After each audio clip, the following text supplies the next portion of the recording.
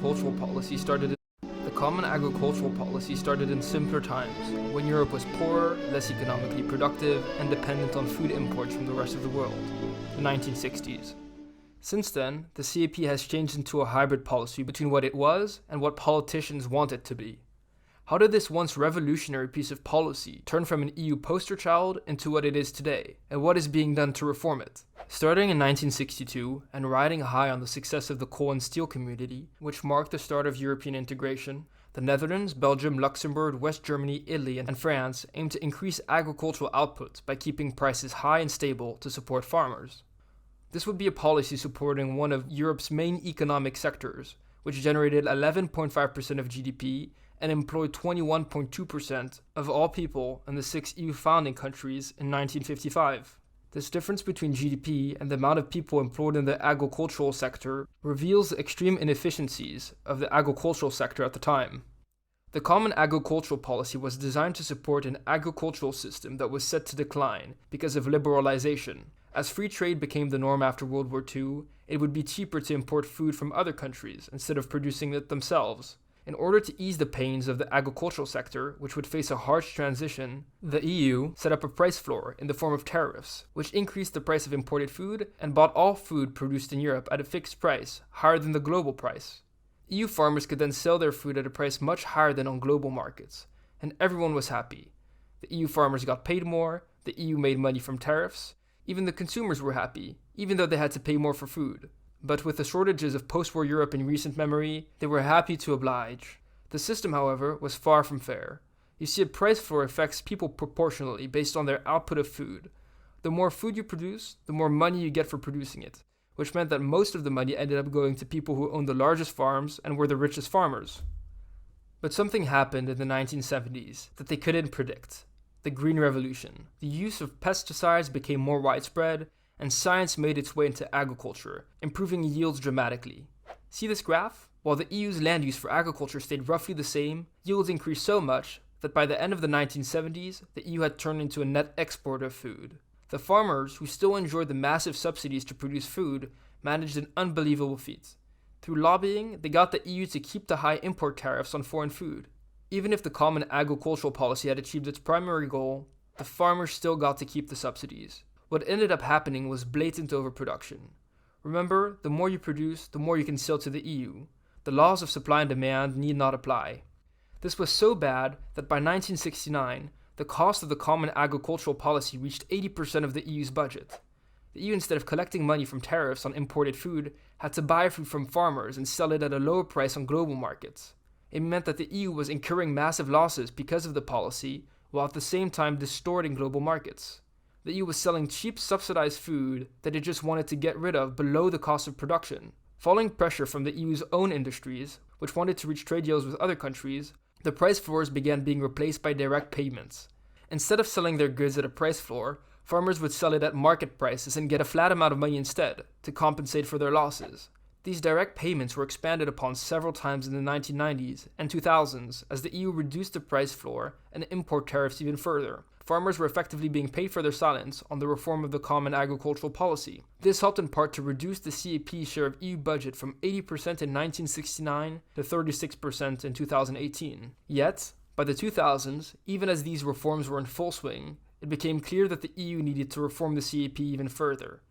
Increasingly, public records brought to light some embarrassing facts, such as the payments received by the Queen of England and Saudi princes as part of CAP payouts. And increased yields as a result of the Green Revolution and consolidation meant that bigger farmers produced even more and got an even bigger share of the subsidies, such that in 2016, 20% of farmers received 85% of the money from the Common Agricultural Policy. So instead, the EU started uncoupling the payments to farmers from food production and started linking them to other goals of public interest, such as environmental and animal welfare. As a result of this reform process, the Common Agricultural Policy can be understood as a combination of two policies, the one it was and the one it's progressively turning into.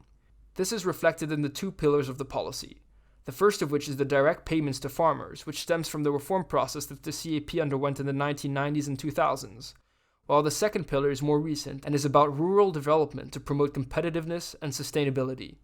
Yet massive problems emerge and remain. The CAP, by decoupling payments from food production, supports large landowners who don't even farm the land, such as the Queen of England or even the Dutch agricultural minister, which opposed CAP reforms because he received €190,000 yearly from the policy. And it also includes one of our channel favorites, Viktor Orban, who, according to this New York Times article, has sold Hungarian public lands to enrich his friends and family through CAP subsidy money.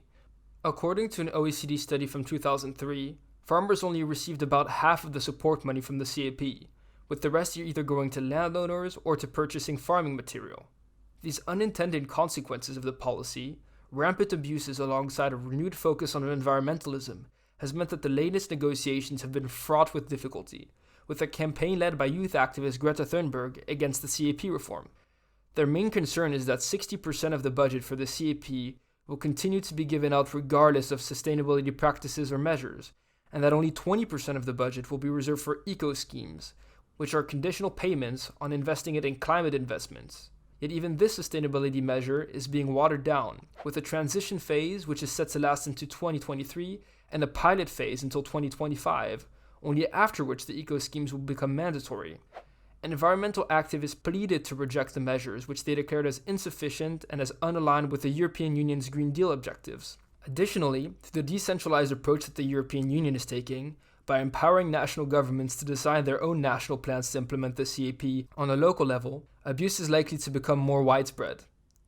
Viola von Kramon, a German Green MEP, said, "We have to improve in terms of allocation of funds. We know especially that in Eastern and Central Europe that they have weak governance, and that when we give more competences, more responsibilities, and more tasks, that is a danger. I would say we need more mechanisms for anti-corruption to prevent this amount of fraud." Yet, on the other side of the debate, center-right MEP Herbert Dorfmann reminded the Assembly that environmental NGOs want the CAP to be only environmentally friendly, but it is mostly a social-economic EU program. The latest reform package for the CAP also saw efforts to address its unfairness by capping the payments to €100,000 per farm and ensuring that young farmers receive at least 2% of support. Yet lobbying groups for small farmers see this measure as being mostly devoid of meaning, due to large farms being able to split into labor units to continue receiving large amounts of subsidies. Regardless of criticism, with support from the three largest parties in the European Parliament, the European People's Party, Renew Europe, and the Social Democrats, it passed anyways. To conclude, the CAP was a policy designed to support farmers and increase food production, but because of technological improvements in food production, was victim of its own success, leading to food waste. A successful farming lobby, public support for farmers, and a series of reforms have seen it turn from a price floor into direct payments to farmers, with a lot of spillover to rich landowners, conditioned on some environmental considerations. Despite all its flaws, the CAP continues to enjoy widespread public support, with a September 2020 survey by the European Commission finding that 80% of Europeans thinking that it was fulfilling its goal in securing a stable supply of food in the EU, 65% thinking that it was ensuring reasonable food prices for consumers, and 63% thinking that it was protecting the environment and tackling climate change. The latest round of reform for the CAP has seen it attempt to take a green turn, but through extensive lobbying, its green aspects have been put into question by environmentalists. This was Into Europe. Thanks for watching. Make sure you like, comment, and subscribe.